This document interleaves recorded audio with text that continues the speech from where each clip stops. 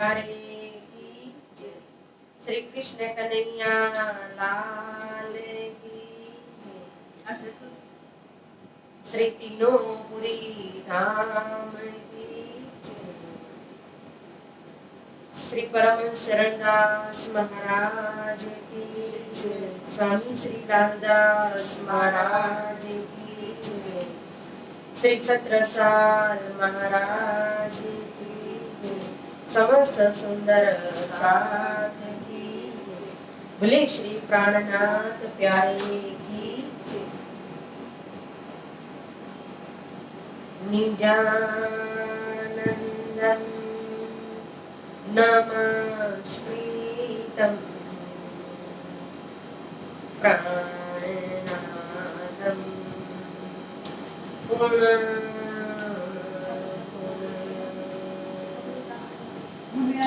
गामलीलादि संगयुक्तं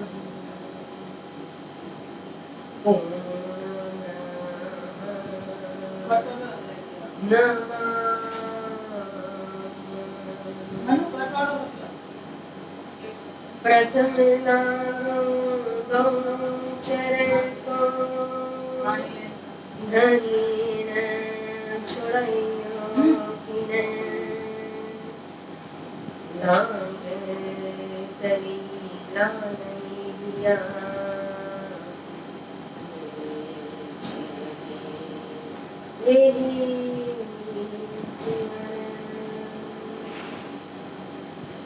ये चरण कमल अरस के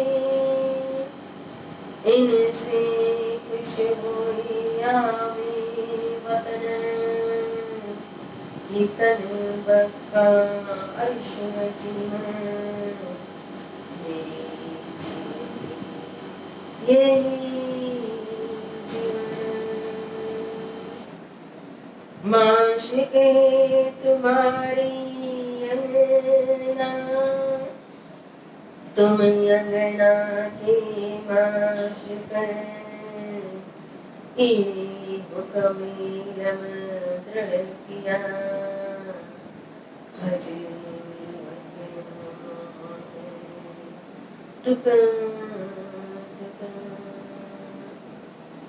कदमों नाग करूं सिजदा पकड़ के दो पाए हुक्म करते हैं माशिक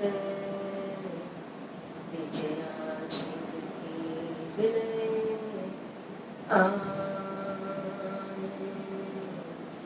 पीछे आशिक की दिल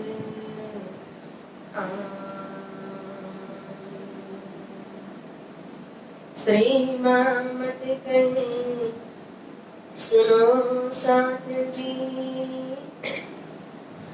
बयां चर्चा का वक़्त अब तुम सुनियो चित दे लाल आगे आए इन तकत लाल आगे आए इन तकत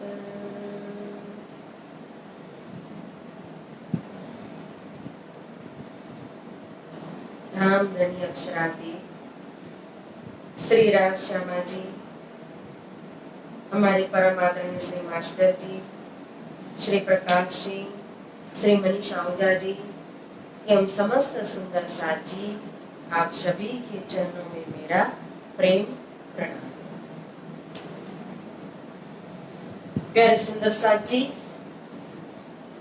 आज की मजल शुभारंभ करते हैं। उतवल्लभी मार्ग था जोड़ा अब यहाँ से आए बिछल्लार देश इत माँ बाप आए रहे उतवल्लभी मार्ग था जोड़ा उतवल्लभी मार्ग था जोड़ा। बोले श्री सद्गुरु महाराज की जय।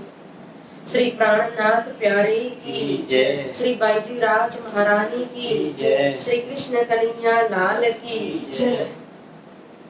प्यारे सुंदर साथ जी कल की मजल में हमने श्रवण किया कि हमारे दुल्हा प्रियतम श्री सद्गुरु महाराज भूष नगर के अंदर गुरु हरिदास जी की वहां सेवा करते थे, अध्ययन करते थे, और इसी दरमियान कई प्रकार की लीला भी हुई। उनके ज्ञान के अंदर की विवेचन को भी हरिदास जी ने प्रत्यक्ष अनुभव किया। और इतना ही नहीं, बाल मुकुंद जी भी अदृश्य होकर के सद्गुरु महाराज की पहचान करवा रहे। हरिदास जी को मात्र नहीं, हम सभी सुंदर सबको परिचय दे रहे कि यह स्वरूप कौन है।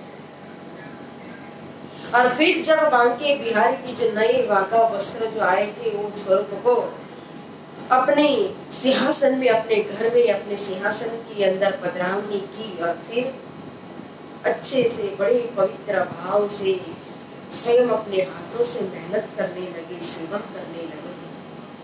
और एक दिन ध्यान के अंदर ब्रजमंडल के अंदर पहुंच गए और कुहरे का प्रसाद लेकर के आए। दूसरे दर्शन प्राप्त हुए सद्गुरु महाराज को। तो 8 साल, 4 साल कच्छ देश और 4 साल भुज नगर में, फिर 8 साल खोज करने के बाद अब नया नगर के अंदर, अल्लाह देश के अंदर, नूतनपुरी के अंदर आए।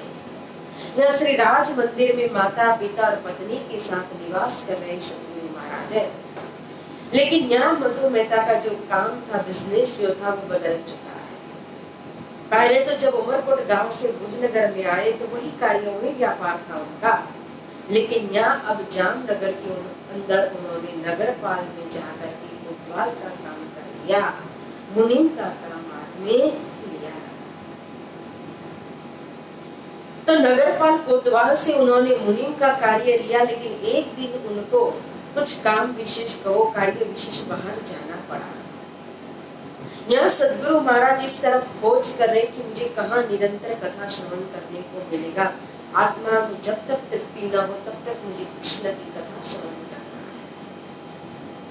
और यहाँ इस तरफ मधु मेहता एक दिन बाहर चले गए और सद्गुरु महाराज को जिम्मेदारी दी कि अगर नगरपाल से कोतवाल का कोई बुलावा आ जाए तो आप जा करके काम करके आ जाना। सद्गुरु महाराज ने कहा ठीक। एक दिन सुबह सुबह ब्रह्म मुहूर्त में उठ करके श्री देवचंद्र जी महाराज अपनी सेवा पूजा करके भजन कीर्तन कर रहे थे, और इसी समय कहो तो नगरपाल से कोतवाल ने एक चौकीदार को, एक सेवक को भेज दिया बुलाने के लिए। जब वो सेवक आया मधु मेहता के घर, और वहां जब दरवाजा के पास पहुंचा तो दरवाजा भी थोड़ा खुला था और सद्गुरु महाराज अंदर भजन कीर्तन कर रहे थे। वो आवाज उसने अपने कानों से सुनी। जब सेवक के कानों में सद्गुरु महाराज की भजन की कीर्तन की आवाज गई तो सुन करके वो तो इतना मग्न हो गया, इतना मग्न हो गया कि ऐसी मधुर आवाज और ऐसा मधुर सुंदर कीर्तन मैंने तो जीवन में आज दिन तक सुना नहीं। वो तो वह सुनने में ही एकाग्र हो गया, अपनी सुध बुध को बैठा, मैं किस लिए आया हूँ, किसको बुलाने के लिए आया हूँ, किसका संदेश लेकर के आया हूँ, उसको अपनी भी कोई सुध बुध नहीं है। वो तो वहां खड़ा खड़ा बस कीर्तन सुन रहा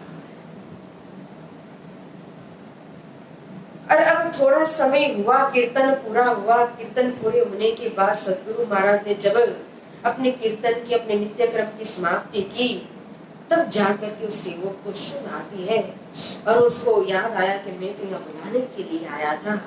तब सेवक ने सद्गुरु महाराज से कहा कि आपको बुलाया है नगरपाल के अंदर कोतवाल है। तो श्री देवचंद्र जी महाराज पहुंचे नगरपाल के अंदर कोतवाल के पास, और जाकर के जो भी कार्य बताया वो अपना हिसाब किताब का कार्य जो था वो सब समाप्त करके दे दिया। लेकिन जिस सेवक ने वहां आकर के सद्गुरु महाराज की कीर्तन को सुना था, उसने आकर के कोतवाल और अन्य सबके आगे उस कीर्तन की इतनी प्रशंसा कर दी कि कोतवाल को भी उस कीर्तन को सुनने की इच्छा हो गई। वो सेवक कहता कि ऐसी मधुर आवाज और मीठा कीर्तन तो मैंने आज दिन तक जीवन में नहीं सुना है। ऐसा सुंदर गाते सद्गुरु महाराज।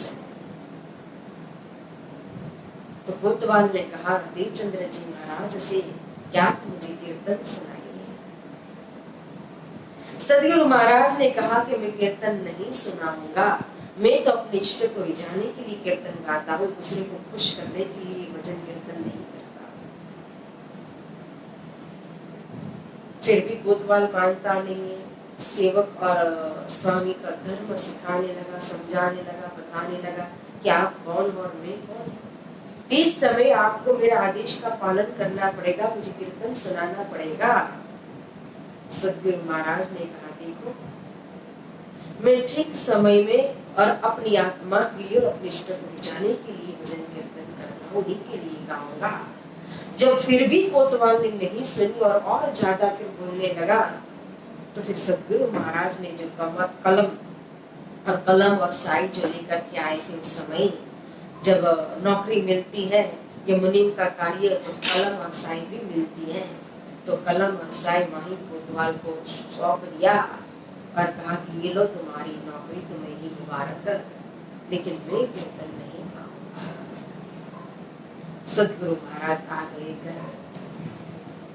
फिर जब मधु मेहता आए घर, तो पता चला श्री देवचंद्र जी महाराज ने सारी हकीकत बताई, कैसा ऐसा हुआ था।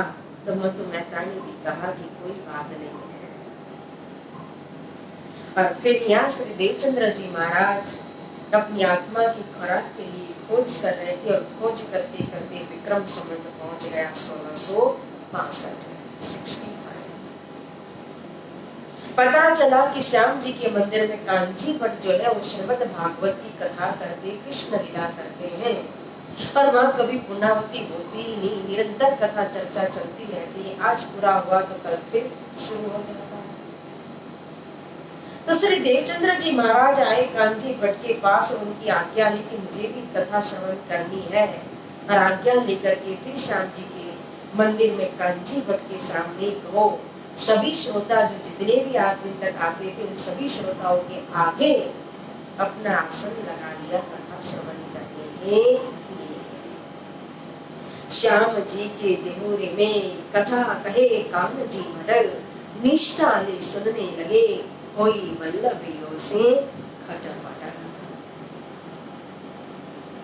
अब यह सदगुरु महाराज श्याम जी के मंदिर में कांची भट्ट के श्रीमुख से कहो तो श्रीमद् भागवत की कथा श्रवण कर रहे हैं, लेकिन कथा सुनने में भी 3 प्रकार के श्रोता होते हैं। कोई परवाह में सुनता है, कोई मर्यादा में सुनता है, तो कोई पुष्ट में सुनता है। या तो तीनों से बढ़कर के कहो तो पुष्ट में भी निष्ठा लेकर के कि जब तक मेरी आत्मा को खुराक नहीं मिलेगा, तब तक मैं शरीर को भी खुराक नहीं दूंगा। इस तरह से निष्ठा पूर्वक कथा श्रवण करने के लिए आसन लगाया। अब इसी दरमियान कहो तो कभी कभी वल्लभी संप्रदाय की जो अनुयायी वैष्णव जन थे, उनके साथ कुछ खटपट भी हो जाती थी। बड़े प्रेम से, बड़े भाव से कथा श्रवण कर रहे हैं, और कथा श्रवण करने में भी नगर चौधरी सहाजे श्रोता में प्रमाण करी भट सोतर करुण अपने अपने स्थान। बड़े बड़े सेठ साहूकार, नगर सेठ, जाम राजा को भी कर्ज देने वाले कांची भाई जैसे कहो तो यहाँ श्रोता के कथा श्रवण करने में सभा मंडप के अंदर आए। और श्री देवचंद्र जी महाराज रोज आकर के कथा श्रवण कर रहे हैं, और इसी दरमियान समय बीतता जा रहा है, समय बीतता जा रहा है, संबंध भी बदलता जाता है। विक्रम संबंध कहो तो 1673 के अंदर श्री बिहारी जी का जन्म होता है, और विक्रम संबंध 1676 के अंदर श्री यमुना का जन्म होता है। अब यहाँ कथा श्रवण कर रहे श्री देवचंद्र जी महाराज, तो एक दिवस भट्ट को पूछा, तुम्हारा क्या इनसे रोजगार, जब लग ये नहीं आवत तो लोग करो नहीं उच्चार। अब श्री देवचंद्र जी महाराज रोज आ रहे कथा श्रवण करने के लिए, और निष्ठा पूर्वक कथा श्रवण करें, बड़े भाव से, प्रेम से, उनको अन्य किसी भी चीज से कोई मतलब नहीं है। लेकिन कभी कभी कुछ कारणवश अगर कथा चर्चा में आने के लिए अगर कुछ भी देरी हो जाती थी, 2 मिनट की, 5 मिनट की, और यह कथा शुरू हो जाती है, और भट्ट जी ने जब कथा शुरू कर दी, प्रारंभ कर दी, तो एक आध दो श्लोक अगर आगे चले गए देवचंद्र जी महाराज के आने से पहले, तो आते हैं, अपने आसन पर विराजमान होते हैं और कथा श्रवण करते हैं। लेकिन कथा पूरी होने के बाद फिर भट्ट जी के पीछे पीछे उनके घर पहुंच जाते श्री देवचंद्र जी महाराज, और घर जाकर के भागवत को खुला करके फिर संबंध जोड़ते हैं कि मैंने कल यहाँ तक कथा श्रवण की थी, आज मैंने यहाँ से कथा श्रवण की है, अब मुझे इसके बीच में मेरी जो भी कथा छूटी है वो मुझे संबंध जोड़ दीजिए, वो कथा मुझे सुनाइए। तो भट्ट जी भी कथा उनको सुना देते हैं।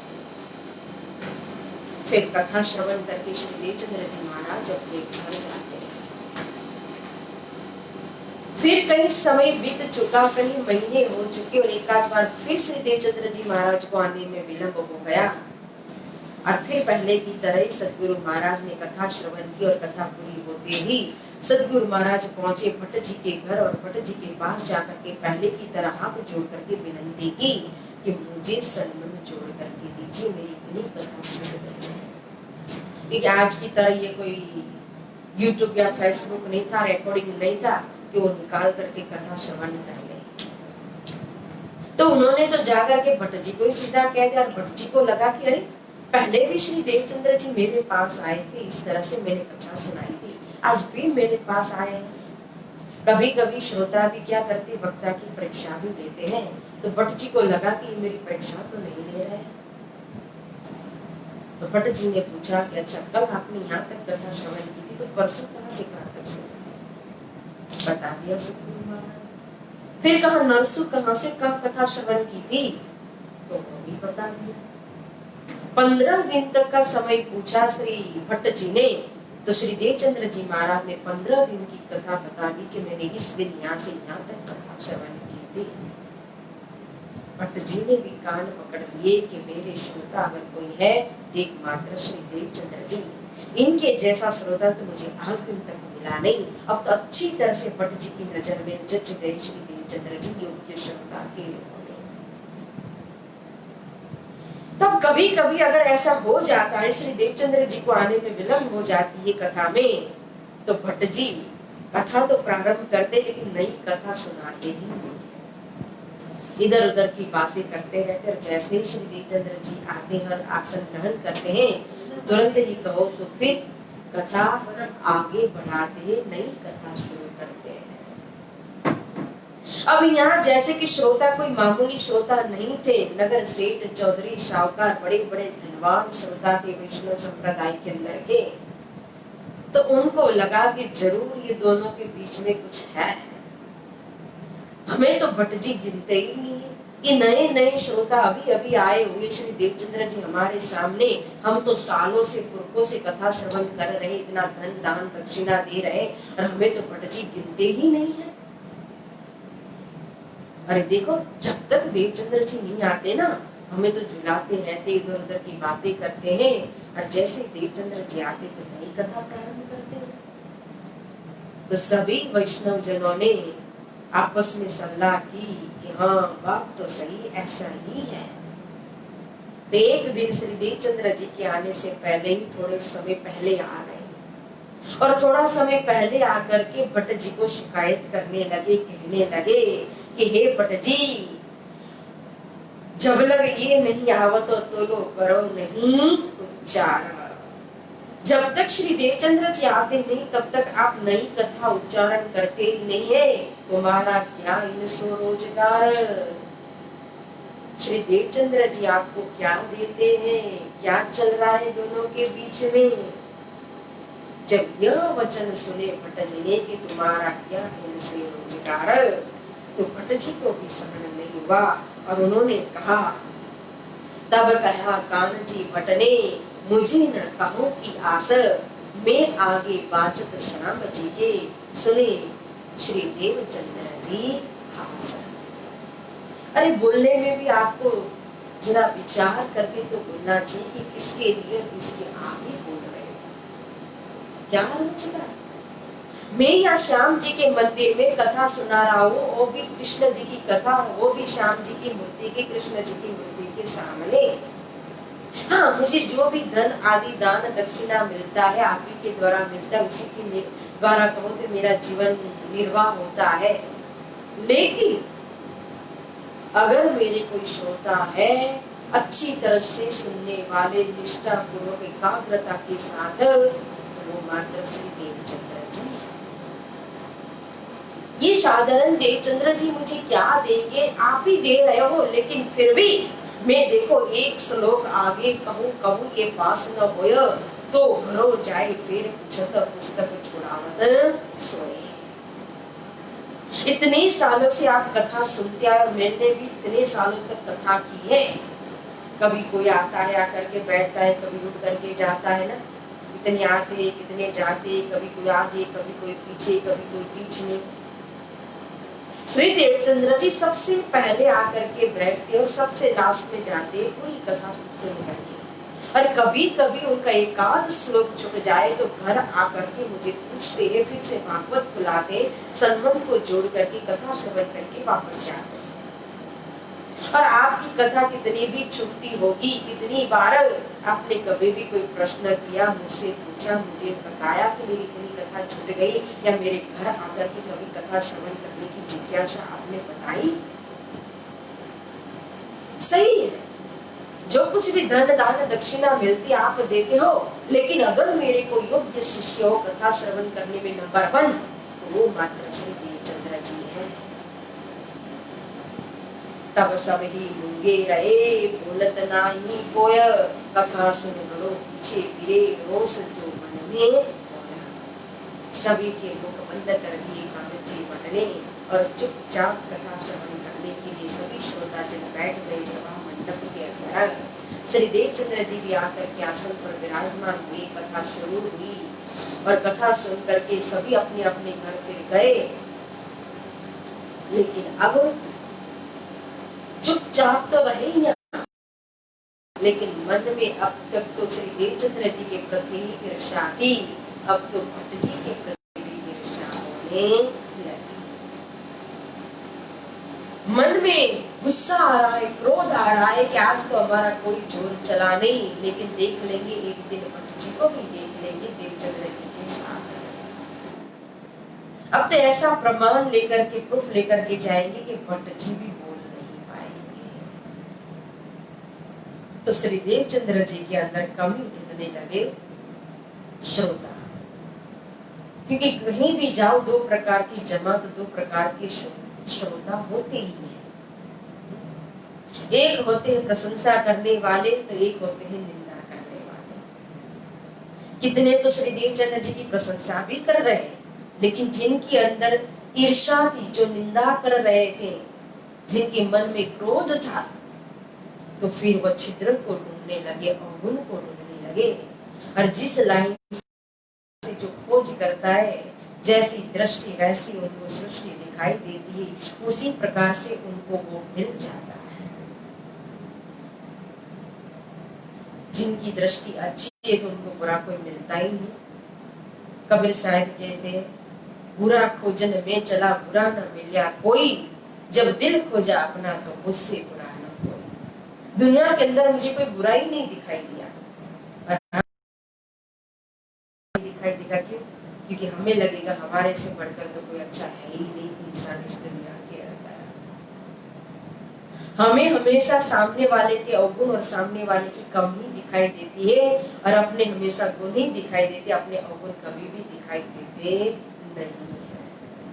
लेकिन हमेशा अगर आध्यात्मिक लाइन में आगे बढ़ना है, अच्छी रहनी को अपनाना है, तो श्री इंद्रावती जी ने सिखाया है कि स्वयं अपने गुण को नहीं, अपने अवगुण को देखो और अपने अवगुण को अंदर खोजो। श्री इंद्रावती जी आकर के सदगुरु महाराज से क्या कहते हैं कि मुझे मेरे अवगुण बताइए, कि मेरे में कौन सी कमी है, कौन से अवगुण है। तो यहाँ जो श्रोता है वो श्री देवचंद्र जी महाराज के गुण नहीं देख रहे हैं, क्योंकि मायावी दृष्टि बुद्धि के ऊपर पर्दा पड़ा हुआ है, तो अवगुण की लाइन में खोज कर रहे हैं। तो एक दिन यही प्रकार एक छिद्र उन खोजो अपने स्थान, व्रत न करे एकादशी लय प्रसाद प्रमाण। एक दिन उनको एक चित्र मिल गया, था तो नहीं लेकिन उनकी नजर में आ गया। एकादशी का दिन था और एक वैष्णव कोई काम विशेष कहूं तो श्री देवचंद्र जी के घर पहुंचे। उस दिन उन्होंने देखा कि उस समय श्री देवचंद्र जी भोजन कर रहे थे। अब वैष्णव संप्रदाय के अंदर, अन्य भी कई संप्रदाय के अंदर कहो तो एकादशी का बहुत ही महत्व, भारी महत्व माना जाता है। और जो पक्के वैष्णव होते हैं वो तो अवश्य एकादशी करते ही हैं। तो यहाँ इनको लगा कि नंबर 1 श्रोता भट्ट जी की नजर में श्री देवचंद्र जी, और ये एकादशी नहीं कर रहे, ये तो सबसे बड़ी कमी है। और ऐसी बात तो फिर देखो पेट में भी नहीं रहती है। अभी तो व्हाट्सएप है, तो फिर व्हाट्सएप में चैटिंग होने लगेगी, बात फैलने लगेगी, फोन होने लगेगा, तो उस समय एक कान से दूसरे कान पहुंचाने लगे बात को। ये सब नहीं था ना टेक्नोलॉजी, तो स्वयं एक दूसरे बातें करने लगे, दूसरे को बताने लगे कि श्री देवचंद्र जी एकादशी करते। फिर जब दूसरे दिन वही वैष्णव उनके घर पहुंचे तो श्री देवचंद्र जी ने भोजन नहीं किया था और पूरे दिन कुछ भी खाया पिया नहीं। तब वैष्णव संप्रदाय के जो वैष्णव जन थे उनके अंदर ये बात फैल गई कि एकादशी के बदले में द्वादशी कर रहे श्री देवचंद्र जी। तो ये कौन सा सिद्धांत है कि एकादशी के दिन द्वादशी करना, द्वादशी के दिन एकादशी करना? कहाँ लिखा है ऐसा? देखो पहले भी भट्ट जी ने हमें चुप कर दिया था, हमारी कुछ जरूरत चली नहीं थी, इसलिए ये बात पक्की और सच्ची होनी चाहिए। तो दोबारा जब एकादशी आई तो फिर गए देखने के लिए कि क्या कर रहे श्री देवचंद्र जी। देखा कि एकादशी के दिन भोजन किया श्री देवचंद्र जी महाराज ने। द्वादशी के दिन देखा कि नहीं, आज तो उन्होंने व्रत रखा है, कुछ भी भोजन नहीं किया, अन्न जल ग्रहण नहीं किया, बात तो पक्की है। तब फिर आए श्याम जी के मंदिर में, भट्ट जी के पास सभी वैष्णव जन मिल करके श्री देवचंद्र जी महाराज के आने से पहले ही पहुंच गए और आकर के शिकायत करने लगे, हे भट्ट जी कहाँ लिखा है, कौन शास्त्र में लिखा है, किसने कहा, और आपने श्री देवचंद्र जी महाराज को ऐसा कौन सा ज्ञान दिया है, हमें तो कभी बताया नहीं। हमें तो हमेशा कहते हो कि एकादशी करनी चाहिए और हम तो एकादशी अज्ञानस करते ही आए हैं, और श्री देवचंद्र जी महाराज तो एकादशी नहीं करते हैं, द्वादशी करते हैं। एक ही साथ सभी वैष्णव जब शिकायत करने लगे, बोलने लगे, तो भट्ट जी ने कहा शांत हो जाए। एक तो मुझे आपकी बातों पर विश्वास नहीं है कि श्री देवचंद्र जी ऐसा करते होंगे, और दूसरी बात अगर श्री देवचंद्र जी ऐसा करते ही होंगे तो भी वो जो भी करेंगे वो सोच समझ कर ही करेंगे, मुझे पक्का विश्वास है। अभी अभी श्री देवचंद्र जी यहाँ आएंगे, मैं आपके सामने ही उनको पूछूंगा, तब तक शांत हो जाएंगे, कथा श्रवण कीजिए।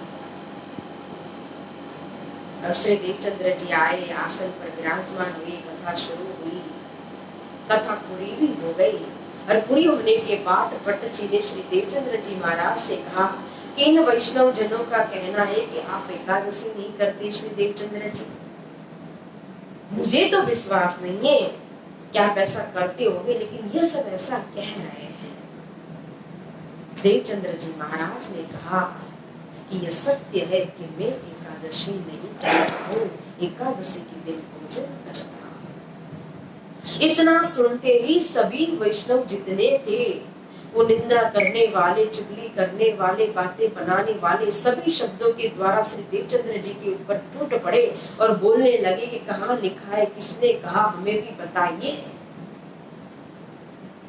फिर ऐसे कि जैसे कि तिरछा वचन कह रहे हैं ना, उस तरह से कहते हैं कि हम तो इतना जानते, इतना समझते हैं देवचंद्र जी। यह श्रीमद् भागवत जो है एक ज्ञान रूपी वृक्ष है, और इस ज्ञान रूपी वृक्ष के अंदर जितने भी स्कंद है, 12 जो स्कंद है, वो ये ज्ञान रूपी वृक्ष जो है इस वृक्ष की डालियां है, और इसके अंदर जितने भी हर स्कंद के अंदर अध्याय है वो इस वृक्ष के अंदर की शाखाएं, डाली के पर शाखाएं जो लगती है वो शाखा है।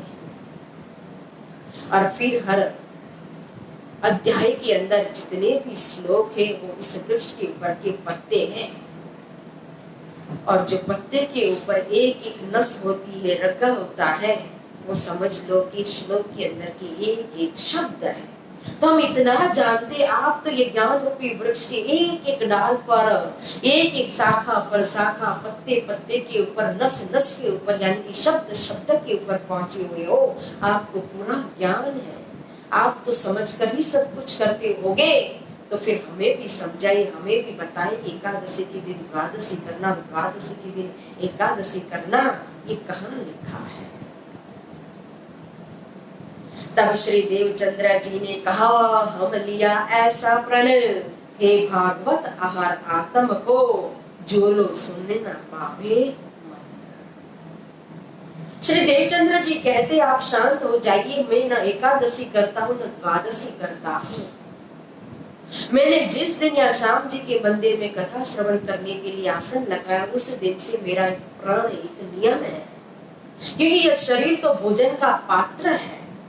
इसलिए जब तक मेरी आत्मा को खुराक नहीं मिलेगी, तब तक मैं शरीर को भी भोजन खुराक नहीं दूंगा। और जिस दिन मेरी आत्मा को भरपूर खुराक मिल गया, तो मैं शरीर को भी देने में कमी नहीं करूंगा। अब एकादशी के दिन कहो भट्ट जी कथा करते हैं, चर्चा सुनने को मिलता है, मेरी आत्मा को खुराक मिल जाता है, तो मैं शरीर को भी देता हूँ। और द्वादशी के दिन या श्याम जी के मंदिर में कथा नहीं होती है, चर्चा बंद रहती है, तो मेरी आत्मा को खुराक नहीं मिलती है, तो मैं शरीर को भी नहीं देता हूँ। कि एकादशी के दिन सभी व्रत करते और द्वादशी के दिन पारणा करते, तो फिर मंदिर में कथा चर्चा नहीं होती थी, बंद रहती थी। तो इस तरह से सद्गुरु महाराज समझा रहे हैं। और फिर कहां लिखा है कि भाई नहीं, एकादशी करनी ही चाहिए।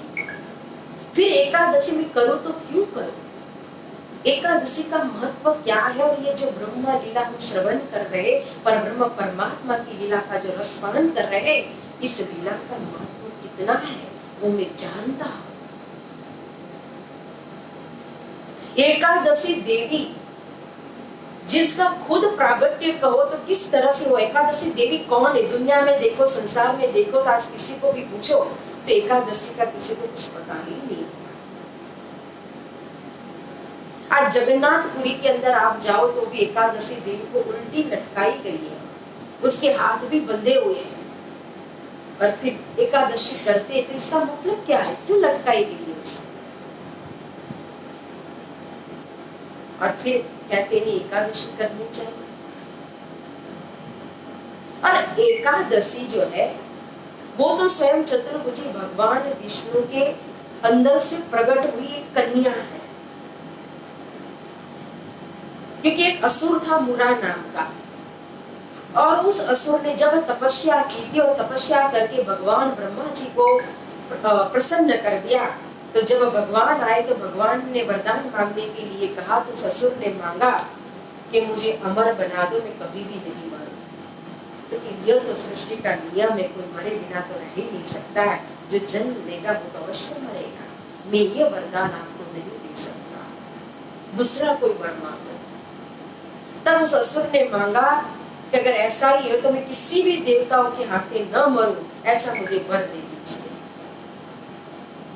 तो फिर भगवान ने उसको वरदान दे दिया। अब यह वरदान लेकर के इतना बलशाली हो गया कि पृथ्वी के ऊपर उसने पूरा उपद्रव मचा दिया। यहाँ तक कि स्वर्ग लोक के ऊपर चढ़ाई करके स्वर्ग को भी जीत लिया, देवताओं को वहां से भगा दिया। अब हाहाकार मच गया, तो देवता भी गए ब्रह्मा जी के पास। ब्रह्मा जी कहते मैं क्या करूं, मैंने ही तो वरदान दिया है, मैं तो मार ही नहीं सकता हूं। चलो शिव जी के पास आए। अब ब्रह्मा जी सबको लेकर के शिव जी के पास आए। शिव जी ने कहा कि मैं कैसे मारूं, अगर मैं मारूंगा तो ब्रह्मा जी के वरदान का क्या होगा, इसलिए मैं भी नहीं मार सकता हूं। तो फिर सब आए भगवान विष्णु के पास और विष्णु को प्रार्थना की, भगवान को प्रार्थना की, तो भगवान प्रसन्न हुए। तो फिर भगवान ने उनकी राजधानी में आकर के युद्ध के लिए शंखनाद कर दिया और सभी असुर आ गए लड़ने के लिए। और 1000 बरस तक भगवान का युद्ध होता है उस असुर के साथ। अब भगवान भी मार सकते थे, लेकिन ब्रह्मा जी के वरदान के कारण वह भी मारते नहीं है। तो 1000 साल तक युद्ध करने के बाद भगवान वहां से निकले और निकल करके चले और जा करके एक सिंहवती गुफा थी, उस गुफा में जा करके अपनी 10 इंद्रिया और 11वां मन इन सबको योग निद्रा के अंदर अभिमुख करके अंतर्मुखी करके वो सो गए। वो असुर पीछे पीछे उस गुफा के अंदर प्रवेश करता है और भगवान तो सोए हुए थे। तो ये 10 इंद्रिया और 11वां मन 11 इंद्रियों को अंतर्मुखी किया था। तो इस 11 इंद्रियों के द्वारा एक कन्या उनके अंदर से प्रकट होती है, जिस कन्या का नाम है एकादशी 11। अब यह कन्या जब प्रकट हुई और उस असुर ने इस कन्या को देखा तो उसके ऊपर मुग्ध हो गया, कन्या के ऊपर। और असुर ने कहा कि तुम मेरे साथ शादी करो। तो वो कन्या कहती है कि मेरा तो नियम है, प्रण है, व्रत है कि जो मुझे युद्ध में जीत लेगा मैं उसी से शादी करूंगी। तब उस असुर का युद्ध हुआ इस कन्या के साथ। अब उस असुर को क्या पता, अगर मैं मर जाऊंगा युद्ध में, अगर उसकी विजय हो गई तो फिर शादी किसके साथ करूंगा। लेकिन माया का पर्दा पड़ा था बुद्धि के ऊपर, उस कन्या के साथ उसी से शादी करने के लिए युद्ध करने लगा। और फिर इसने उस असुर को मार दिया, खत्म कर दिया। फिर भगवान उठे, उस कन्या को देखा, पूछा कि हे देवी आप कौन है। तो मैं आप ही के अंदर से प्रकट हुई कन्या हूँ और आपकी 11 इंद्रिय अंतर्मुखी होकर के आप सोए हुए थे, इसीलिए आप मुझे नाम दीजिए। तो एकादशी 11 नाम दिया गया। भगवान ने कहा कि हे देवी, हे 11 हे एकादशी, तुमने देवताओं को प्रसन्न किया इसलिए वरदान मांगो। तो उसने मांगा कि बस कि मेरे व्रत को करने वाले की संसार की इच्छा पूरी हो। तो एकादशी का व्रत जो करती है उसकी संसार की जो इच्छा होती है वो इच्छा पूरी होती है, लेकिन एकादशी से कोई मुक्ति या मोक्ष या अखंड पद की प्राप्ति होती नहीं। श्रीमद् भागवत के अंदर भी 9वें स्कंद के अंदर कहो तो अम्बरीश राजा का दृष्टांत आता है। उन्होंने भी जब व्रत किया था तो व्रत का फल क्या मिला, लौकिक संसार के अंदर का ही उनको सुख मिला, भगवान ने उनकी रक्षा की, लेकिन मोक्ष या मुक्ति नहीं। स्वयं एकादशी कहती है देवी, नारद पंचरत्न के अंदर ये प्रमाण लिखा हुआ है कि मदव्रतम ये प्रकुर्वन्ति तेपि कालांतरे सुच हरि प्रसाद म्याप्या हरि आख्यान्ता नान्यथा प्रत्यम हरि दत्तानम ये भुजन्ति नरोत्तमा ताना लोक्य पवित्राम शाम एकादश्यपि द्विजः। एकादशी कहती है कि जो मनुष्य जो है वो रोज श्री कृष्ण को चढ़ाया हुआ जो प्रसाद जो भोग है, तो परमात्मा श्री कृष्ण को लगाया हुआ भोग जो प्रसाद के रूप में ग्रहण करता है, वो मनुष्य वो भक्त सभी नरों में सभी मनुष्य में उत्तम है। उस भक्त के दर्शन से तो एकादशी में स्वयं पवित्र होती है। और मेरा व्रत करने वाले तो कालांतर में जा करके स्वयं परमात्मा श्री कृष्ण के प्रसाद से ही कहो परम पद को प्राप्त कर सकता है, अन्यथा नहीं। तो स्वयं एकादशी जब कह रही है कृष्ण के प्रसाद के महत्व को इतना बता रही है, और हम वही कृष्ण परमात्मा की कथा को श्रवण कर रहे हैं, ब्रह्म लीला का रसपान कर रहे हैं। फिर एकादशी का अगर कोई सुख मिलता है तो वो तो स्वर्ग लोक मिलता है, और स्वर्ग में तो मुझे जाना नहीं है, क्योंकि स्वर्ग में जाने से कोई मुक्ति अखंड शाश्वत पद प्राप्त होता नहीं है। क्योंकि क्षीणेन पुण्यम मृत्यु लोकम विशन्ति कहा, स्वर्ग लोक में जाएंगे पुण्य क्षय हो जाएगा, फिर कर्म करने के लिए मृत्यु लोक में आना पड़ता है। तो एक ओर में तो मोक्ष के लिए परमात्मा की कथा श्रवण कर रहा हूं, पर ब्रह्म लीला का रसपान, और दूसरी ओर में साधन करो स्वर्ग जाने का एकादशी। तो दो नाव में पग रखने से कैसे हम पार पहुंच सकते, इस गौसागर से कैसे कर सकते। इसीलिए मैं एकादशी करता नहीं हूँ, क्योंकि और एकादशी को लेत प्रसाद ताको वेद इतना जानत कोट एकादशी एक सिद्ध के तुल्य न आवत। इतना आप समझ लो कि करोड़ा एकादशी अगर करोगे तो वो करोड़ों एकादशी व्रत करने का जो फल है ना, वो फल आप एक तरफ रख दो और दूसरी तरफ परमात्मा श्री कृष्ण के प्रसाद को ग्रहण करने का जो फल है, तो वर्ण आवे बोले एक निर्मुख संदेश, वो प्रसाद के फल के बराबर तो वो पहुंचता है। जब करोड़ों एकादशी करेंगे तब स्वर्ग मिलता है। तो एक जीवन में अगर हमें 100 साल की आयु भी प्राप्त हो जाए ना, तो हमारे एक जीवन के अंदर करोड़ों एकादशी हम कर भी नहीं सकते हैं, क्योंकि एक महीने में 2 ही मात्र शुक्ल पक्ष और कृष्ण पक्ष में एकादशी आती है। तो 100 साल में होकर के कितनी एकादशी हो पाएगी। तो यहाँ बता रहे हैं कि कोट एकादशी एक सिद्ध के तुल्य न आवत। जैसे ब्रह्मा जी के दृष्टांत के द्वारा भी ब्रह्मा जी ने कितनी मेहनत की थी, लेकिन फिर भी श्री कृष्ण के प्रसाद को प्राप्त नहीं कर सके थे ना। कोटि जतन ब्रह्मा करी ताकि सो झूठन नहीं पाए। तो उसी तरह से यहाँ बता रहे कि करोड़ों एकादशी भी कहो तो परमात्मा श्री कृष्ण के प्रसाद के बराबर उसका पुण्य पहुंचता नहीं है। और यह जो कथा श्रवण कर रहे, यह तो सिपार ब्रह्म लीला रस का, यह जो ग्रंथ श्री भागवत तीन को सुन के स्वर्ग का, यह सब साधन करता। ये श्रीमद् भागवत के अंदर 12 स्कंद और 12 स्कंद के अंदर कहो तो 10म स्कंद, और 10म स्कंद के अंदर तो अहो भाग्यम नंद गोपो रजोगशाम यन मित्रम परमानंदम पूर्ण ब्रह्म सनातनम। पूर्ण ब्रह्म स्वरूप स्वयं अक्षरादि श्री कृष्ण की ब्रजलीला का वर्णन है। उनकी पूरी चरित्र, जो वात्सल्य भाव की जो लीला, माता यशोदा की कहो, नंद बाबा की कहो, बाल बालों की कहो, ब्रजवधुओं की कहो, तो पूरी 11 वर्ष 52 दिन की जो लीला हुई थी ब्रजमंडल के अंदर, उस लीला का, उस चरित्र का वर्णन है।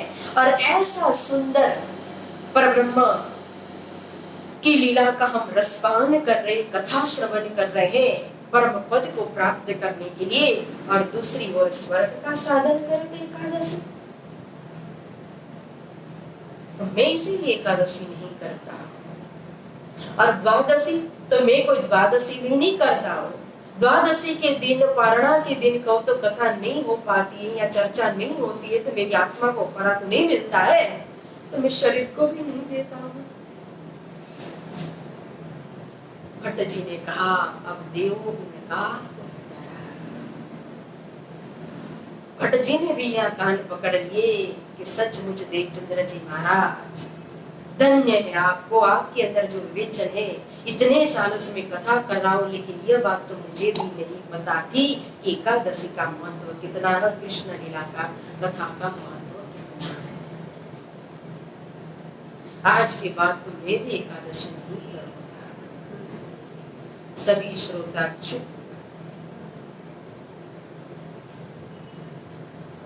अब यहाँ इस समय जब संवाद हो रहा था एकादशी को लेकर के, तो एक सुंदर सा, मतलब कि उस समय तो कहो तो तारतम नहीं लिया हुआ है, तो वैष्णव भी कहेंगे। तो एक श्रोता जो थे, वैष्णव जो थे, वो खड़े खड़े ये सारी हकीकत सुन रहे हैं, ये संवाद को सुन रहे थे, जिनका नाम था गांधी भाई। और इस दिन से गांधी भाई ने सदगुरु महाराज के चरण पकड़ लिए कि हे देवचंद्र जी, आपको जो नया नया ज्ञान, जो चिंतन आपके पास है, वो किसी के पास नहीं है, इसलिए कृपा करके आपको जो भी चिंतन हो, नई नई बातें मिले, वो मुझे जरूर बताइए, मुझसे चर्चा कीजिए, मुझे सुनाइए।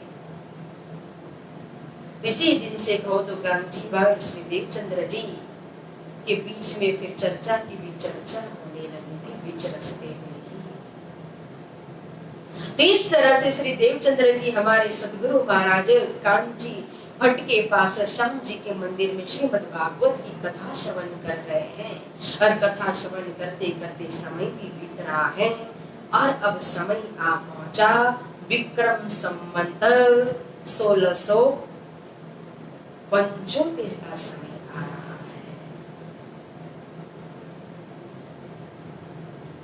अब यहाँ विक्रम संवत 1675 में स्वयं धाम धनी नौतनपुरी के अंदर, मेरी धाम के अंदर प्रकट हो, उसके पहले जब श्री इंद्रावती जी को आदेश दिया, अपना आवेश देकर के हुक्म किया कि मेरी धाम के अंदर आप ब्रह्म प्रियाओं के लिए पंचभौतिक स्वप्निक तन धारण करो, तो उसके पहले श्री राजी महाराज ने जब यह बात दिल में ली तो नजर पड़ी उनकी, मेहर भरी नजर पड़ी श्री केशव राय जी पर और धनबाई के ऊपर। जब श्री राजी महाराज ने श्री केशव ठाकुर और धनबाई को अपने दिल के अंदर लिया, उनके ऊपर मेहर भरी नजर की, तो यहाँ धनबाई के चित्त के अंदर भी इच्छा प्रकट हो गई। श्री केशव ठाकुर और धनबाई हमेशा श्रीमद् भागवत की कथा श्रवण करने के लिए जाते थे। अब कथा श्रवण करते करते धनबाई को कथा के अंदर जब कृष्ण लीला आ रही, कृष्ण लीला को श्रवण कर रहे, कृष्ण लीला के अंदर जब माता यशोदा के वात्सल्य भाव की लीला को जब श्रवण कर रहे हैं, तो उनके दिल के अंदर भी इच्छा प्रकट होने लगी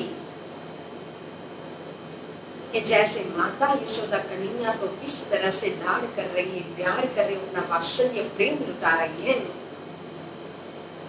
तो मुझे भी कन्हैया जैसा एक पुत्र हो और मैं भी इसी तरह से माता यशोदा की तरह लाड करूं, प्यार करूं, अपना प्रेम लुटाओ। अब यह जो केशव ठाकुर जो है, इनके वंश जो मतलब के है वंशावली, उसके विषय में लिखा है वृतांत मुक्तावली के अंदर कि रघुकुल जो है, उस रघुकुल के अंदर ही भगवान राम हुए और भगवान राम के जो दो पुत्र थे लव और कुश, इन्हीं से फिर आगे क्षत्रिय चला और इन क्षत्रियों के अंदर फिर आगे एक भाई से वंशज चला और जिसमें 12 भाई थे और ये 12 भाई जो है वो जयचंद्र नाम के एक राजा थे, उनके राज्य में आकर के रह रहे थे। अब ये जयचंद्र राजा को यज्ञ करना था, लेकिन उसको यज्ञ के लिए कोई पंडित, कोई ब्राह्मण नहीं मिल रहे थे, तो उन्होंने इन 12 भाइयों को बुलाया और कहा कि आप वेद के बहुत ही प्रखर विद्वान हो, तो आप इस पद को ग्रहण कीजिए, ब्राह्मणों के पद को, और हमारा यज्ञ कर दीजिए। लेकिन इन्होंने मना कर दिया, तो राजा ने उनको राज्य में से निकाल दिया। तभी यह सभी गुजरात के अंदर आकर के रहने लगे और इनके वंश के अंदर कहो तो एक जो भाई जो थे जिनका वंश का विस्तार हुआ, वो देवी के बहुत ही भक्त थे और उस देवी के आशीर्वाद से उन्होंने लोहागढ़ नाम की किला को जीत लिया था। तभी से ये लुवाणा क्षत्रिय माने जाते थे और उन्हीं के वंश में थे ये श्री केशव राय ठाकुर। अब ये केशव राय ठाकुर उन्हीं की धर्म पत्नी थी धनबाई। तो धनबाई कथा श्रवण करते करते उनके दिल के अंदर इच्छा प्रकट हो रही कि मुझे भी कन्हैया जैसा पुत्र हो और मैं अपना वात्सल्य भाव उसके ऊपर लुटाऊं। फिर उसको लगा कि मैं ये बात किसको कहूं, कौन मुझे ये विधि कोई उपाय बताए इसके लिए कि मुझे कन्हैया जैसा पुत्र हो। क्योंकि एक दिन उन्होंने श्रीमद् भागवत की कथा में श्रवण किया, देवकी और वसुदेव दोनों ने तपस्या की थी, जिस तपस्या के फल से उनके वहां भगवान पुत्र रूप में आए और वही पहुंचे थे नंद बाबा के वहां और माता यशोदा ने फिर अपना प्रेम उसके ऊपर लुटाया। तो उसको लगा, धनबाई को मन में हुआ कि मैं किसको अपनी बात, अपनी इच्छा रखूं, कौन मुझे इसका उपाय बताए, विधि बताए कि मेरी इच्छा पूरी हो जाए। तो धनबाई को मिलते एक विप्र, धनबाई ने अपनी इच्छा उस विप्र से कहा और उस विप्र ने धनबाई से कहा, आप चंदन पुष्प धूप आदि लेकर के विगल स्वरूप की सेवा पूजा कीजिए और श्री कृष्ण के ब्रह्म मंत्र को अपने हृदय के अंदर धारण कीजिए और इस मंत्र के द्वारा स्वरूप को हृदय के अंदर विराजमान कीजिए और रोज नियम से आप ध्यान कीजिए विगल स्वरूप का, आपकी इच्छा पूरी होगी। इतना कह करके वो विप्र जो थे वो विप्र अंतर्ध्यान हो जाते, आलोक हो जाते हैं। धनबाई ने चारों तरफ देखा लेकिन कोई दिखाई नहीं देता है। फिर धनबाई ने जिस तरह से इस विप्र ने कहा उसी तरह से वो बड़े भाव से प्रेम से सेवा पूजा करने लगी। कृष्ण के मंत्र को हृदय के अंदर धारण कर लिया, स्वरूप को धारण कर लिया, उसका चिंतन करने लगी और सुबह सुबह उठ करके रोज ध्यान भी कर रहे हैं। अब ध्यान भी करते करते स्वरूप के प्रति प्रेम बढ़ने लगा, हृदय के अंदर स्वरूप विराजमान हो गए। तो स्वयं धनबाई को अनुभव होने लगा। एक दिन धनबाई ने अनुभव किया कि जैसे कि ब्रजमंडल के अंदर यशोदा माता है, यशोदा के रूप में अपने आप को देखा और फिर वहां यशोदा माता के पास गोपी आती है कन्हैया की शिकायत लेकर के कि हे मैया, ये कन्हैया जो है ना वो हमें बहुत सताता है, हमारे घर में घुसता है, फिर उसी के से मटकी लेकर के उतारता है, मक्खन चुराता है, सबको खिलाता है। उतने में कन्हैया अंदर से आता है, कहता है मैया ये गोपी है ना झूठ बोल रही है, सब मैं तो कहीं गया ही नहीं, देखो मैया तुम्हारे सामने अपने ही घर में बैठा हूं और ये मेरे ऊपर झूठी आल चढ़ा रही है। तो मैया ने उल्टा उस गोपी को ही डांट दिया। एक दिन धनबाई ने देखा कि यमुना जी के तट पर वरुण की चौकी बैठी हुई थी और नंद बाबा को ले लिया।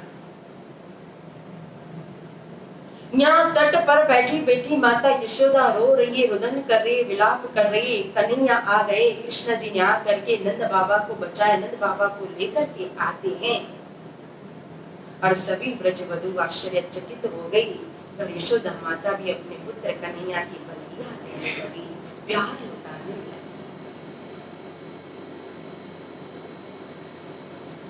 कभी कभी अनुभव करती है धनबाई।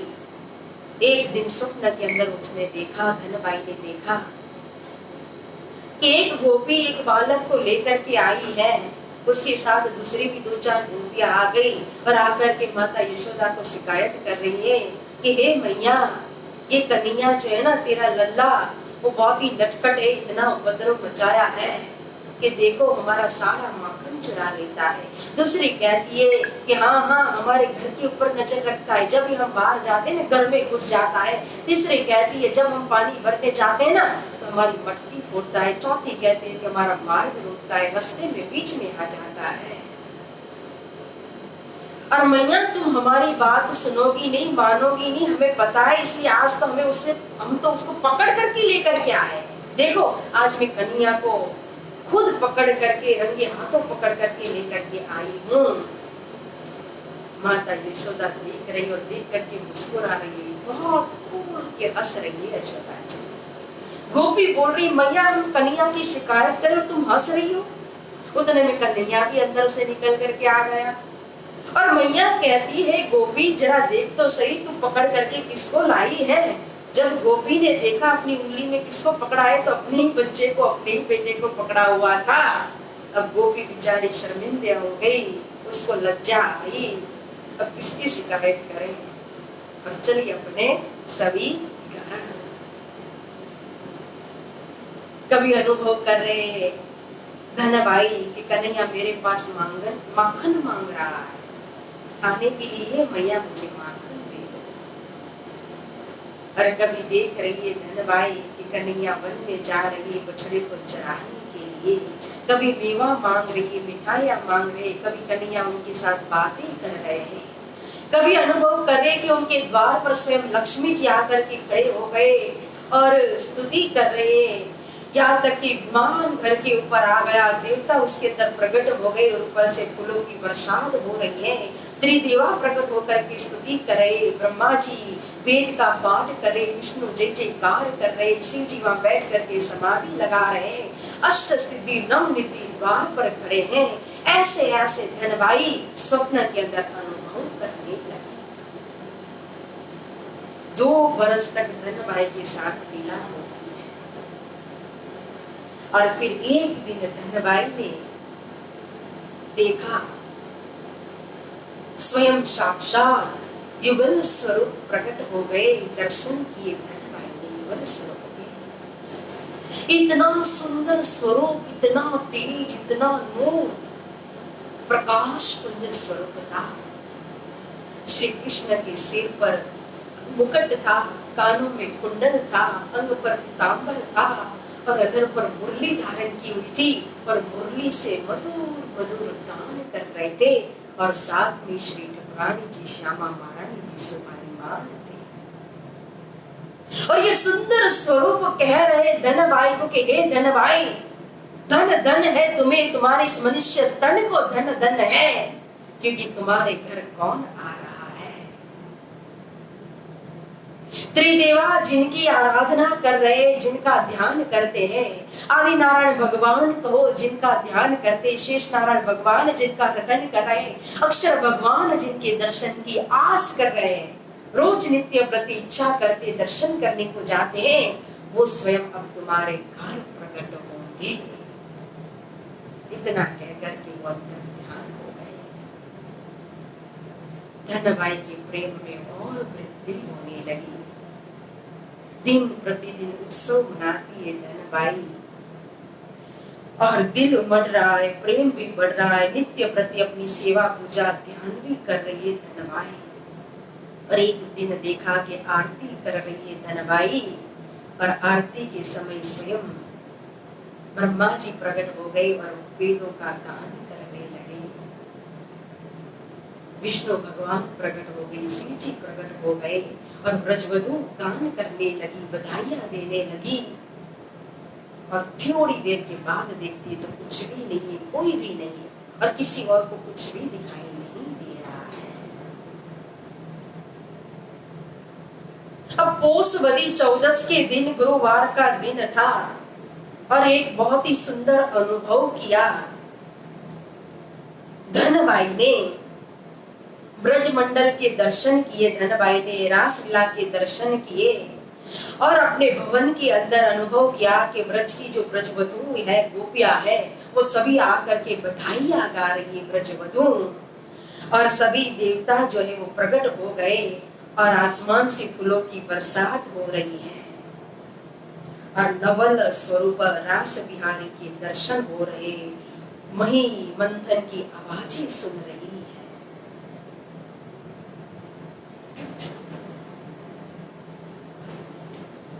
ऐसे ऐसे धनबाई के साथ लीला हो रही है, अनुभव हो रहे हैं।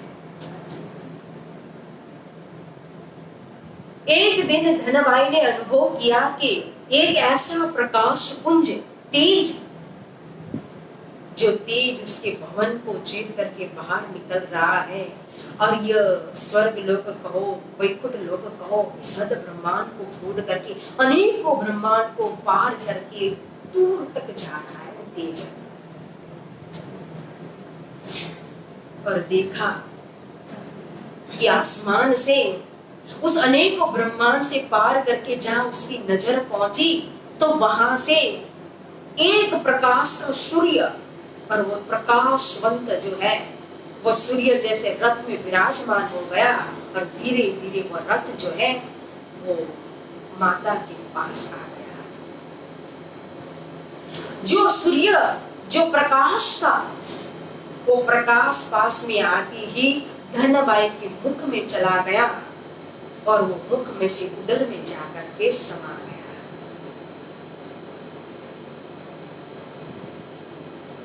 अब धीरे धीरे प्रेम में और वृद्धि होने लगी, नित्य प्रति लीलाएं हो रही, अनेक प्रकार के अनुभव कर रही हैं, क्योंकि स्वयं प्रकट होकर के कहा था कि आपके घर अब पूर्ण ब्रह्म प्रकट होंगे।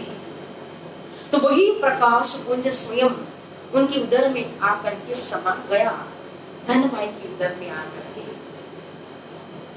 जब केशव ठाकुर जब घर आए तब माता ने यह बात बताई और समय को पकड़ करके ज्योतिष के पास गए, विप्र के पास जाकर के योग देखा तो विप्र ने भी कहा यह तो बहुत ही सुंदर योग है, आपके घर अब कोई अंश प्रकट होने वाला है। तो दोनों ही पति पत्नी बहुत ही आनंदित हो गए और आनंद मंगल के साथ फिर अपना नित्य कर्म कर रहे, सेवा पूजा कर रहे, ध्यान कर रहे और दिन प्रतिदिन अनेक प्रकार के अनुभव और प्रेम में भी वृद्धि हो रही थी। अब विक्रम संवत 1675 है और भादो का मास है, कृष्णा पक्ष है, 14 की तिथि है और वार है रविवार। तो यहाँ इस समय जब प्रागट्य का समय आया तो धनबाई ने अनुभव किया कि जिस भवन के अंदर, अपने मंदिर के अंदर धनबाई जहाँ सोई है तो पूरा भवन भर गया।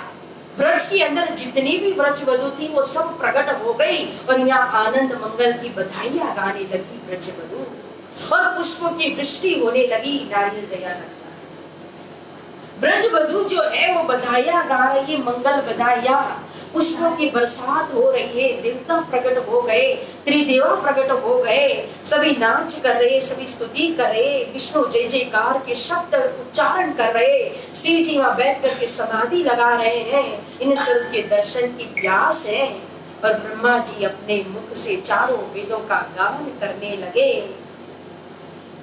और सबके बीच में भवन पूरा भरा हुआ है और धनबाई ने देखा कि अपनी सेज बीच में है और चारों तरफ सब आनंद ही आनंद बरत रहा है, सब बधाइयां गा रहे, स्तुति कर रहे हैं, वंदना कर रहे, जय जयकार से भवन गुंजयमान हो चुका है। और इसी समय को एक सुंदर स्वरूप प्रकट होते हैं और वो जो सुंदर स्वरूप जो प्रकट हुए तो वो आकर के धनबाई के पास विराजमान हो जाते हैं और उन सुंदर स्वरूप ने एक छोटे से बालक का रूप धारण कर लिया और फिर माता के पास में गोदी में आकर के वो बालक जो है वो सो जाता है। और यहाँ धनबाई तो ये सब देख करके मूर्छित हो जाती है, तभी भी मूर्छित हो गई थी। जब वो आवेश प्रकट हुआ था, वो सूर्य, वो तेज जब प्रकट हुआ था ना, तो उस तेज प्रकट होने के बाद भी माता ऐसी मूर्छित हो गई थी, उनको कोई शुद्ध नहीं थी। घर वाले सब आकर के उठा करके उनको अपने भवन में ले जा करके सुलाया था। फिर केशव जी को पता चला, वो दौड़ करके आए, पूछा क्या हुआ क्या हुआ। तो कोई बोलता है कि अरे रथ फिर गया होगा, कोई देवी का इसलिए दान करा हो। कोई बोलता है कि झपट लग गई इनकी, इनको विभिन्न प्रकार की बातें, छोटे प्रकार की बातें करने लगे थे। लेकिन जब शुद्ध आई थी माता को, तब उन्होंने केशव राय को ये सारी हकीकत बताई थी कि क्या हुआ। लेकिन दुनिया कैसे मानेगी, कैसे विश्वास करेगी, इसीलिए ने जो अनुभव कर रहे थे दोनों, किसी को भी बताया नहीं था। अब यहाँ भी वो स्वरूप प्रकट होकर के एक बालक का रूप धारण करके स्वयं उनकी गोद में आकर के सो जाते हैं। अब देख करके माता मूर्छित हो गए। जैसे ही होश में आती है तो अपने पेट की गांठ नहीं थी और जो कुछ भी उसने अनुभव किया, देखा, देवताओं को देखा, जय जयकार जो हो रही है, बधाइयां जो गा रहे, आनंद मंगल हो रहा है, पुष्पों की जो बरसात हो रही, स्तुति कर रहे, वेदों का गान कर रहे, पाठ कर रहे, कुछ भी उसको याद नहीं रहा। और सामने देखा तो एक पुत्र प्रकट हुआ था। संवत 16 से अधिक सप्तति पंच बखान, विक्रम संवत कहो तो 1675 है, कृष्णा पक्ष है और भादो का मास है, चतुर्दश की तिथि है, रविवार है और पहर दिन चढ़ते सुबह सुबह हो तो चल विचल से भी रहित अचल परमात्मा ने इस खेल की तरफ प्रस्थान किया।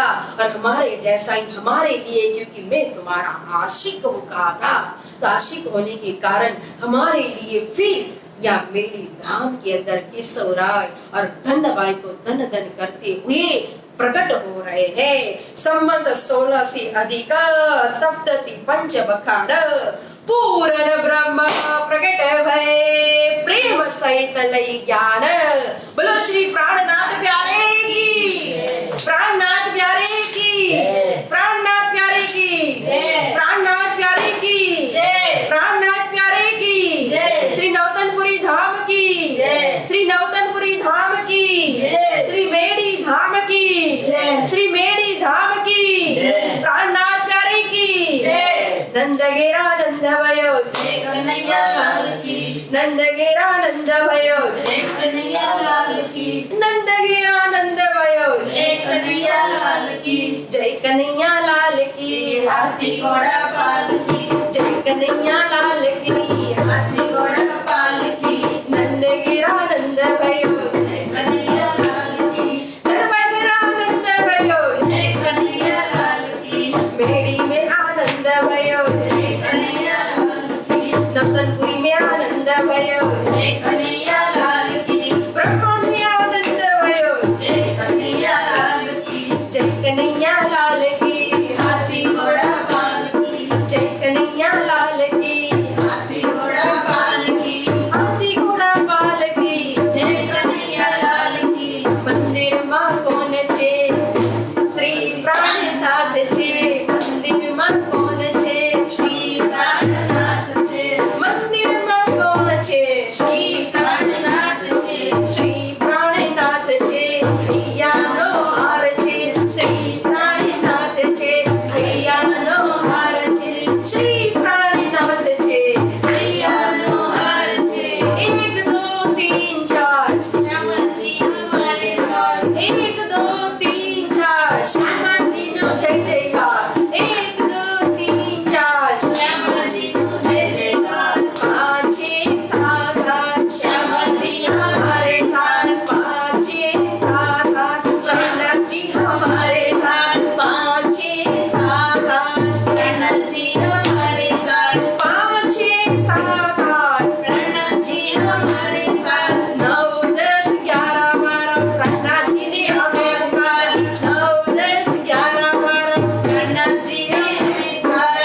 9 10 11 12 प्रणव जी ने हमें पुकारा, नंद घेरा नंद भयो जय कन्हैया लाल की, नंद घेरा नंद भयो जय कन्हैया लाल की, मेड़ी में आनंद भयो जय कन्हैया लाल की, दरबार में आनंद भयो जय कन्हैया लाल की, शक्ति नगर में आनंद भयो जय कन्हैया लाल की, घर घर में आनंद भयो जय कन्हैया लाल की, प्राणनाथ प्यारे की जय हो प्राणनाथ प्यारे की जय हो सद्गुरु महाराज की जय हो प्राणनाथ प्यारे की जय हो बाईजूराज महारानी की जय हो कृष्ण कन्हैया लाल की जय हो तीनों पूरी धाम की जय हो गोबर वाले साहेब की जय हो बंदे वाले साहेब की जय हो चंद्रसेन महाराज की जय हो लालदास जी महाराज की जय हो प्राणनाथ प्यारे की जय प्राणनाथ प्यारे की जय प्राणनाथ प्यारे की जय। तो विक्रम संवत 1675 भादो मासे कृष्ण पक्ष चतुर्दशी यानी कि 14 की तिथि थी, रविवार था और सुबह का 9 बजे का समय था और पूर्ण प्रगट भये प्रेम सहित लई ध्यान धाम धनी पूर्ण ब्रह्म परमात्मा उनका आवेश स्वयं इंद्रावती जी लेकर के यहाँ धनबाई के घर केशव राय के घर प्रकट हो गए और जैसे ही प्रकट हुई माता ने देखा जैसे माँ आज बधाई व्रज घर घर प्रकट यासी नंद कुमार था, उसी तरह से कहो तो यहाँ माता बधाई देने लगी। केशव राय बहुत ही आनंदित होने लगे, दोनों के अंदर प्रेम का कहो तो समुद्र उमड़ करके आ रहा है।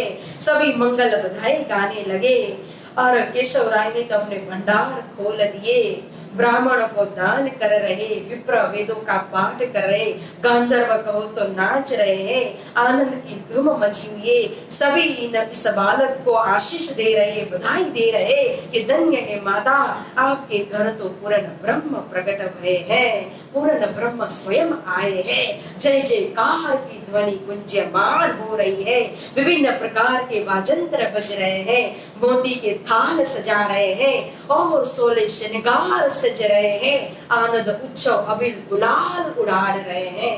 इस तरह से यहाँ नौतनपुरी के अंदर, मेड़ी के अंदर कहो, केशव राय के घर कहो, तो पूरी धूम मची हुई, आनंद मंगल बरत रहा है, बधाइयां गा रहे हैं। बोलो श्री प्राणनाथ प्यारे की जय। तब तारतम प्रकट होने से पहले स्वयं प्रकट हो गए मेड़ी धाम में। अब यहाँ तो हमारे सदगुरु महाराज श्री श्यामा महारानी दोनों 12,000 के आशिक है। हमारा परिवार तो कहो तो 2 सदस्य में या 4 सदस्य में सीमित हो जाता है, या तो एक क्षेत्र में उतना ही सीमित रह जाता है। लेकिन यहाँ श्यामा महारानी का परिवार 2 और 4 में सीमित नहीं है, 12,000 सभी सुंदर साधु उनके परिवार है, श्रीनाथ जी का परिवार है। तो हमारा परिवार कैसे सीमित हो सकता है? हमारा परिवार भी तो यही है। तो सबके आशिक है, प्रेमी है, इसीलिए हर जगह पर वो पहचान करवा रहे हैं। देखो ब्रज में नहीं पहचान की थी, हमसे पहले प्रकट हो गए थे, तो यहाँ तारतम के द्वारा पहचान की कि हमारे आशिक होने के कारण ही पहले प्रकट हो गए। और पहले ही कहो तो स्वयं श्यामा महारानी को भेजा, 12,000 को भेजा, उसके पहले ही स्वयं हुक्म के स्वरूप आ गए थे, अरब में साक्षी ले गए। और जब यहाँ श्यामा महारानी के साथ 12,000 साथ में आए, तो स्वयं श्यामा महारानी की सुरता राजी महाराज के आवेश को लेकर के प्रकट हुई। पर यहाँ भी इस तरह से मेहनत कर रहे श्री देवचंद्र जी महाराज, तो पंचोतेर में 75 में प्रकट हो गए मेरे धाम के अंदर। अब निष्ठा पूर्वक श्री देवचंद्र जी महाराज तो कथा श्रवण कर रहे, और कथा श्रवण करते करते 14 वर्ष हो चुके हैं, विक्रम संवत पहुंचा अब 1678 से। और जब 14 वर्ष निष्ठावद सुना श्री भागवत, चित आवेश लीला भई, सब नजरों आई इतर। अब 14 साल हो रहे हैं कथा श्रवण करते करते निष्ठा पूर्वक, तो अब तो चित्त के अंदर आवेश लीला होने लगी। जब ब्रज की लीला को श्रवण कर रहे, रास की लीला को श्रवण कर ले, ब्रज मंडल के अंदर की जो चरित्र है, उन चरित्रों को जब चिंतन कर रहे, तो एक एक चरित्र स्वयं सामने वो लीला जो है वो प्रकट हो जाती है। नैनों से वीर जल रहा है, श्री सतगुरु महाराज की आंखों में से पानी जा रहा है। कभी दही मंथन, कभी मक्खन चोरी की लीला, एक एक लीला को स्वयं प्रत्यक्ष अनुभव कर रहे, देख रहे हैं। अब उनकी ऐसी अवस्था, एक प्रेम का घन है, पूरा सागर, दिल जो है पूरा प्रेम का समुद्र बन चुका है।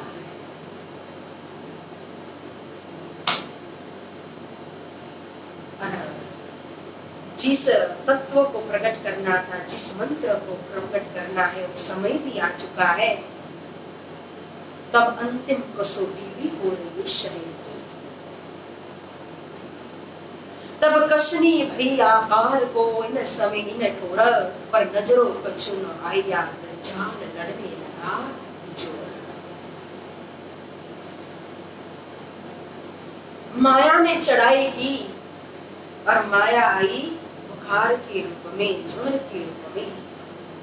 तेज बुखार आने लगा श्री देवचंद्र जी महाराज को।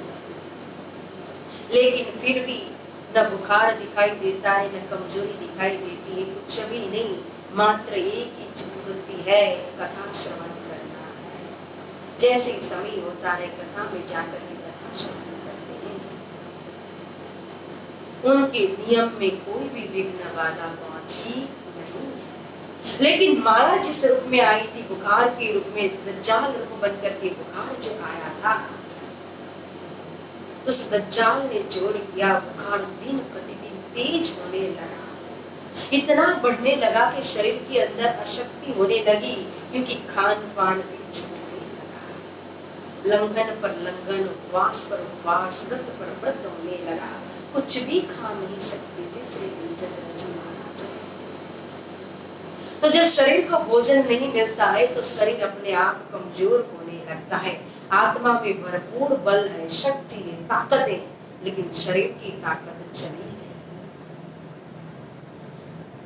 इत कछु ज्वर आवन लग्यो, लंघन है पुनि दिन, 4 5 10 12 लव भई देह कछु सीना।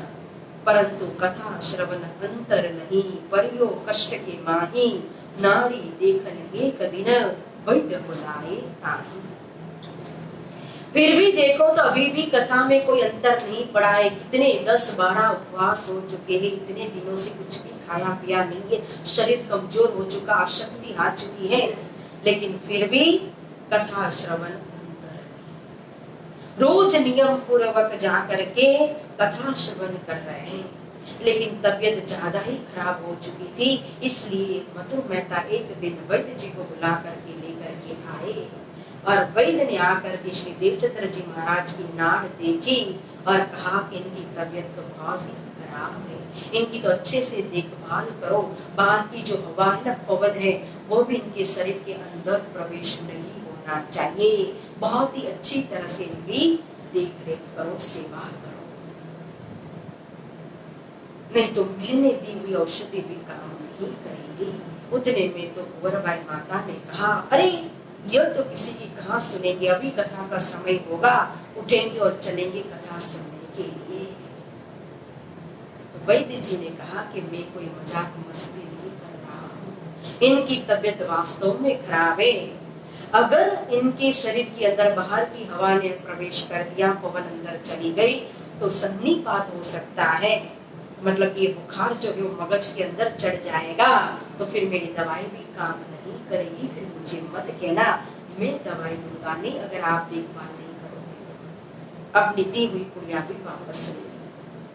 तभी मधु मेहता ने वैद्य जी को कहा कि आप चिंता मत कीजिए, हमारी एकमात्र संतान है, बड़ी उम्र में प्राप्त हुई है, हम ऐसे ही तो इनको मुक्त के मुख में नहीं जाने देंगे।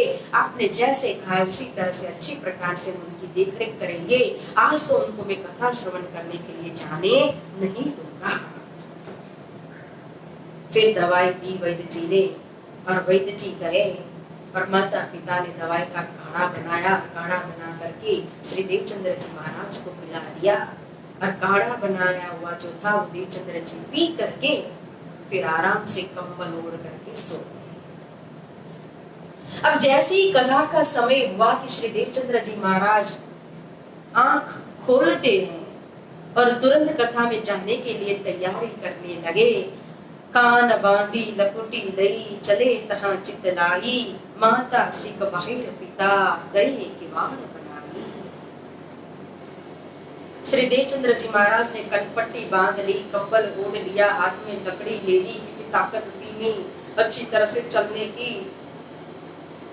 लेकिन देखा तो दरवाजा बंद था और मधु मेहता पहरेदारी कर रहे थे अच्छे से, दरवाजा खोलने के लिए तैयार ही नहीं थे।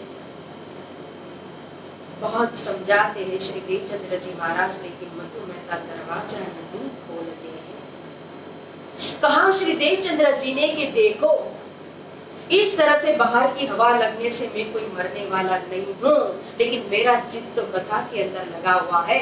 अगर मुझे कथा में नहीं जाने दिया तो आपके हाथ में मेरा ये मृतक शरीर आएगा, मेरी आत्मा जो है वो तो वहां भी जाकर के कथा श्रवण करेगी, इसलिए मुझे जाने दीजिए। रे मूर्खों, मैं मरने का नहीं, मेरा देखोगे आकार उत मेरी आत्मा जाएगी और न बचू विचार।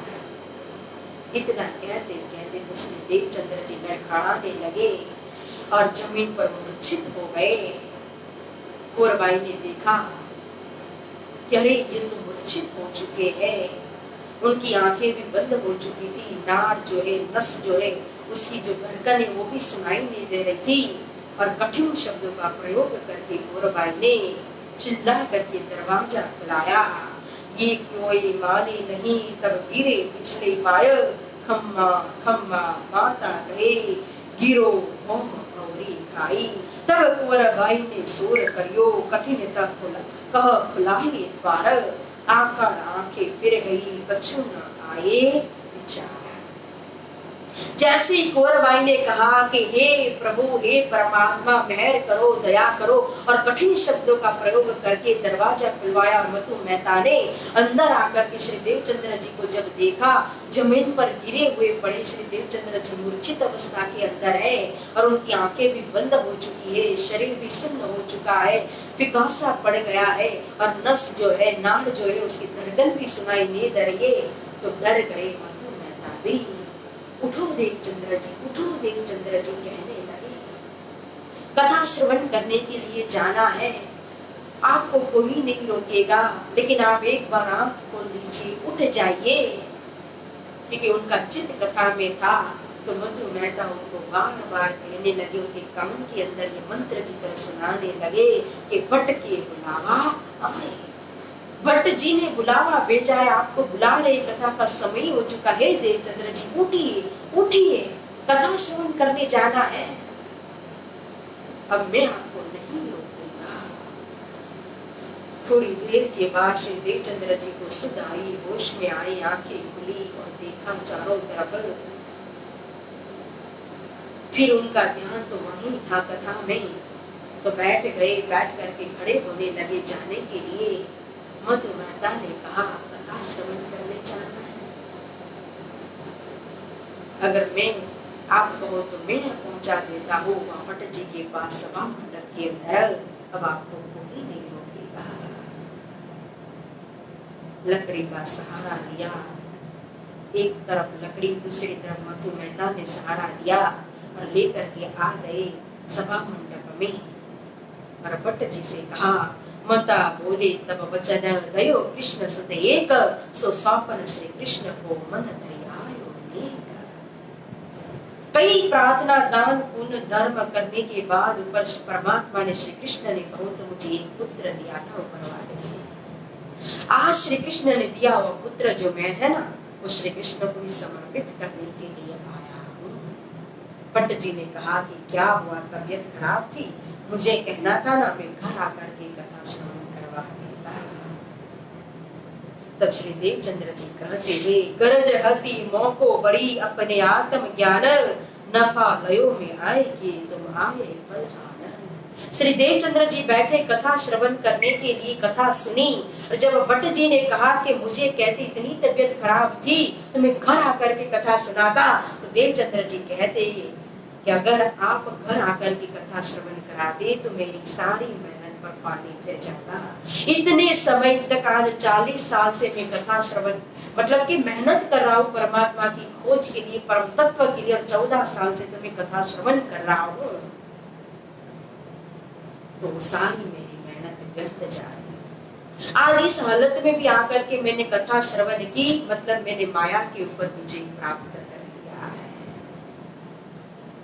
और कथा श्रवण करके फिर जाते हैं श्री देवचंद्र जी महाराज अपने घर। और जैसे ही घर गए तो बुखार तो उतरने लगा, माया के पोताने घेरा। अब शरीर स्वस्थ होने लगा और शरीर के अनुकूल, स्वास्थ्य के अनुकूल भोजन भी लेने लगे श्री देवचंद्र जी महाराज। और धीरे धीरे उनके शरीर के अंदर ताकत भी आने लगी।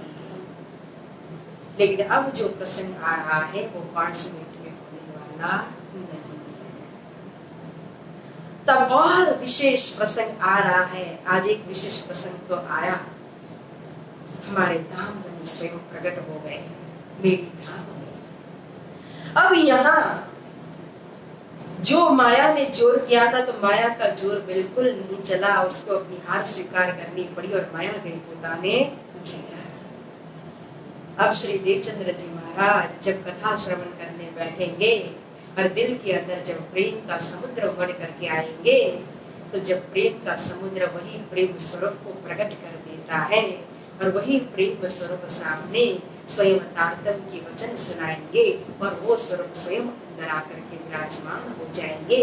तुम स्वरूप तुम में स्वरूप, तुम स्वरूप के संग जो हम श्रवण करेंगे। बोलो श्री सद्गुरु महाराज की जय, श्री प्राणनाथ प्यारे की जय। चौपाई दोहराते हैं। तुम आए फल हाने, गरजे हती मोको बड़ी, अपने आत्म ज्ञाने, नफालयो में आई के, तुम आए फल हाने, तुम आए फल हाने। बोलो श्री सद्गुरु महाराज की जय, श्री प्राणनाथ प्यारे की, श्री बाईजी राज महारानी की, जय, श्री कृष्ण कन्हैया लाल की, जय, तीनों पुरी धाम की, जय, श्री कृष्ण प्रणामी धर्म की, जय, श्री निजानंद संप्रदाय की, जय, बोल बोल पंजी वाले की, जय, बोल बोल गुम्मट वाले की, जय, बोल बोल बंगले वाले की, जय, प्राणनाथ प्यारे की, जय, प्राणनाथ प्यारे की, जय, प्राणनाथ प्यारे की। जय। बहुत बहुत धन्यवाद। आप सभी के चरणों में मेरा प्रेम प्रणाम। अब अर्जी। पिया तुम हो तैसी की जियो में अर्ज करूं मेरे पीर जी, हम जैसे तुम जिन करो मेरा तलप तलप जाए जी, जीना तो जीवे नहीं क्यों मीठे दिल की प्यास जी, तुम बिना मैं किनसो कहूँ पिया तुम हो मेरी आस जी, आस बिरानी तो करूँ पिया जो कोई दूसरा हो जी, सबिद पिया जी सामे रथ दिन जात रोए रोए जी, जन्म दे जो हते पिया सो तुम देखत की जी, जब तुम्हें आप दिखाओगे तब देखूंगी नैनन भर जी, ये पुकार पिया जी से अब ढील करो अब छीन जी, क्षण खबर जोगी जियो में अर्ज करूं दुल्हन जी, तेरी अर्ज में तो करूं पिया भारी पड़ी अंतराय जी, सो आड़ी अंतराय डाल के दुल्हा लीजिए कंठ लगाए जी, कंठ लगाइए कंठ सो पिया कीजिए हास विलास जी, वारण जाए श्री इंद्रावती पिया राखो कदम के पास जी, तुम दुल्हा में दुल्हनी पिया और न जानू बात जी, इशक सो सेवा करूं धनी सब अंगो साक्षात जी, सदा सुखदाता धाम धनी में क्या कहूँ इन सो बात जी, श्री ममती युगल स्वरूप परवारी अंगना बलि बलि जात जी, सदा सुखदाता धाम धनी में क्या कहूँ इन सो बात जी, श्री ममती युगल स्वरूप परवारी अंगना बलि बलि जात जी, वारी अंगना बलि बलि जात जी। बोले श्री सद्गुरु महाराज की जय, श्री प्राणनाथ प्यारे की जय, श्री बाईजी राज महारानी की जय। प्रणाम सुंदर साथ जी। नारायण साहब जी।